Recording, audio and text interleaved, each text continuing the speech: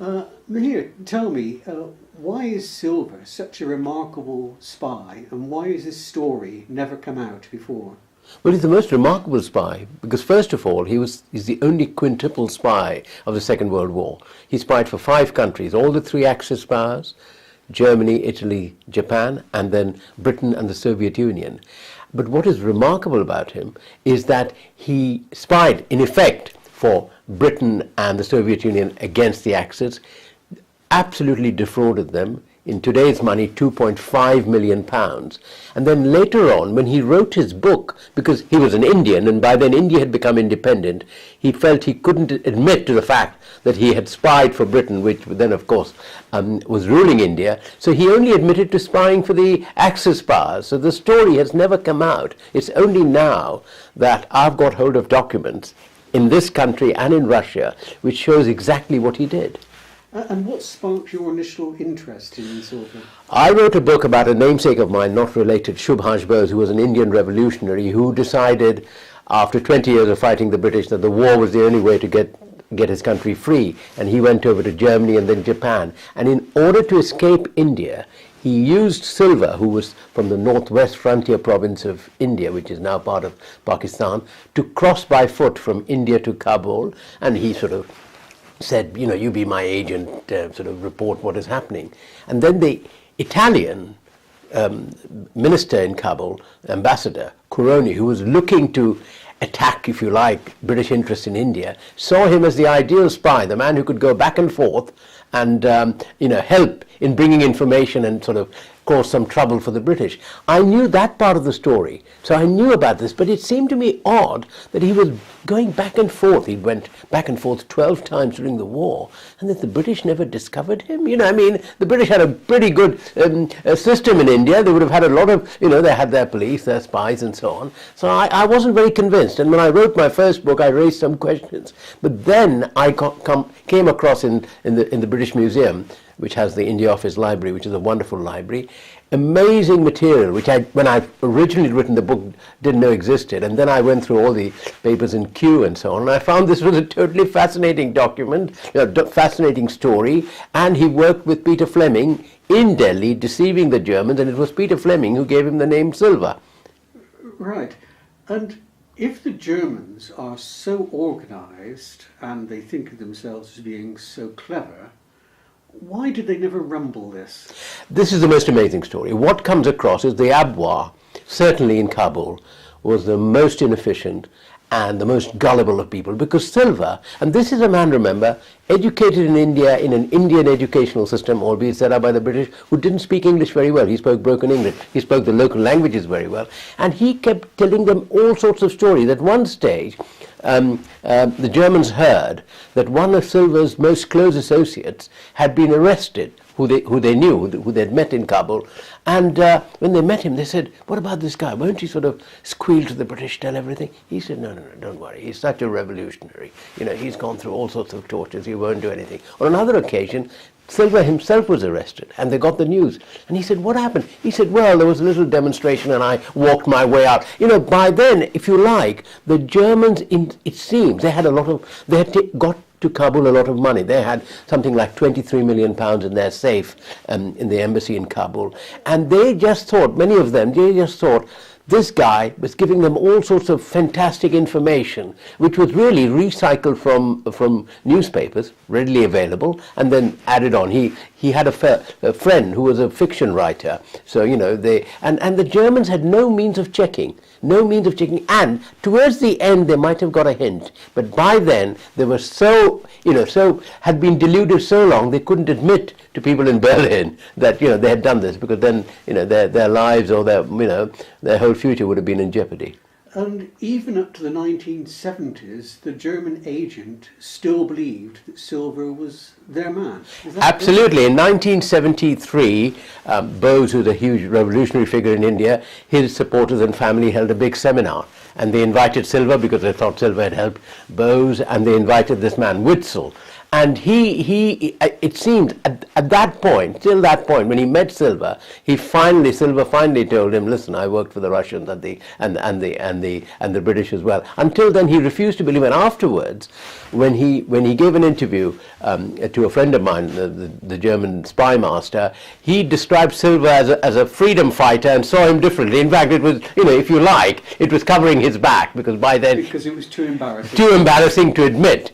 And what comes out from this story is that the Germans, despite their reputation as running huge military operations and huge intelligence operations, actually ran some very poor intelligence operations. I mean, one of them, the guy Witzel we've talked about, he knew a bit of Persian, knew a few of the languages there, and his code name was Pathan, which is, of course, what the local people in Afghanistan and that part of the world are called, and he spoke Persian with a very heavy German accent, and yet he wanted to be a Pathan. He really believed this blonde Teutonic man could be a Pathan, and he once rode in a horse about 160 kilometers to pretend to be a Pathan. I mean, it's that sort of, if you like, this is people deluding themselves, and Silver was the ideal guy because he could spin stories very quickly about what was happening. And there's a great story there. This is when he's working with Peter Fleming in Delhi. Fleming calls him Silver, and he's walking the street in Delhi, and he meets an Afghan who he knew from Kabul. Then he comes back and tells Fleming, he says, I've met this Afghan, and Fleming is very worried. He said, listen, if this Afghan is a government official, you go back to Kabul, he will wonder what you were doing in Delhi, He might work two and two together, and, you could be in trouble. Afghanistan was neutral. They wouldn't have wanted somebody wandering about there. He said, don't worry about it.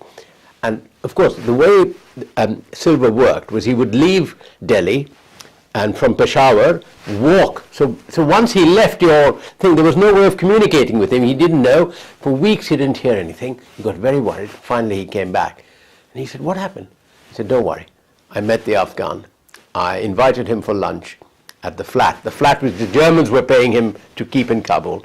And I mixed tiger's whiskers with the curry. And tiger's whiskers have these little claws. Little bars. Yeah, and that was the last meal the Afghan had. I mean, you've got to admire this guy's chutzpah, his sort of courage. And I got in touch with him when I wrote my original book on Bose, and then he wrote me a handwritten letter saying, you haven't sent me a copy and things like that. I mean, at that stage I didn't know the truth. So that's why I think he's the most remarkable spy. To do this in that, and remember, he's walking as a spy. I mean, there have been great spies, but they normally operated from one area, one particular city. This guy is walking 200 miles by foot through tribal areas, which today is the land of the jihadists, posing to be a Muslim. He's a Hindu, and then getting away with it and fooling the Germans, the Italians, and the Spanish, and the Japanese. The terrain was horrific, wasn't Absolutely. And this is mountainous, up and down, hilly areas,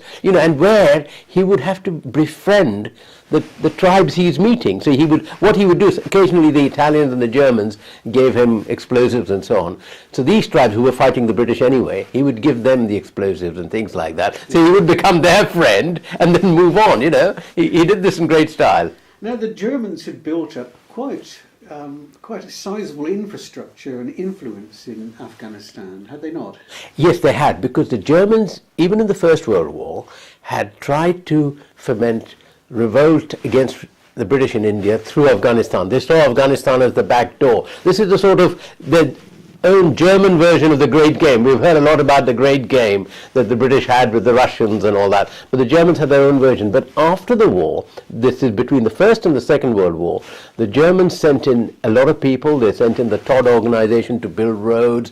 They had flights from Lufthansa flights from Berlin to Kabul, and they had a lot of influence. And also a lot of German women married local Afghans. So there was a lot of, and one of the German agents had a dental practice where every other day the Afghan Prime Minister, Hasim Khan, had bad teeth. So every other day he was attending the teeth of the Afghan Prime Minister. And this guy, who was a dreadful Nazi and an anti-Semite, he thought that he knew everything about Afghanistan. Because, if you're a dentist and somebody's in the dental chair in front of you, you obviously think you have a lot of influence. He's going to tell you a lot. But so the Germans did build up a lot of influence, and they did see Afghanistan as a place where they could have the back door to India. Because a lot of German experts experts did see striking the British in India as their way of if you like, gaining power in that part of the world. Yes. So how serious do you think Adolf Hitler's invasion plan was? I mean, it looks as if it was a back-of-envelope idea, and Hitler himself was terribly racist. Absolutely, he was terribly racist. He was also a great admirer of the British Empire, and he didn't want, in fact, after his success in the Blitzkrieg and coming right up to the Channel, he offered the British many times a peace. Obviously, it would have been a terrible peace that you keep the empire and let me be king of Europe. But the point is that while Hitler had those ideas, he still wanted to rule the world, and he did see the backdoor. Because I don't think that from what these plans are, he did not want to conquer the whole of Russia. He wanted to conquer up to Moscow and Stalingrad, and then move south. But and again, if Hitler had not attacked Russia, if he had actually come through North Africa, he could have found a way into India. And there were sort of various alternative plans that they discussed. So he made a big mistake. He absolutely made a mistake, and Churchill admits it in his book, that if Hitler had not gone into Russia, which of course changed the course of the war, and if he had gone into North Africa and come through Egypt and places like that, through Syria and so on, he could have made a big difference and gone as far as the gates of India. Whether he would have succeeded there is a different matter, but certainly he would have made a difference. And he could have also exploited the fact that the Afghans saw the Russians as godless, because they were a communist regime and so on and so forth. He might, and there was certainly a local base there of Germans in Afghanistan, a big local base, and many of the Afghan elite liked the Germans. Good. Well, thank you very much.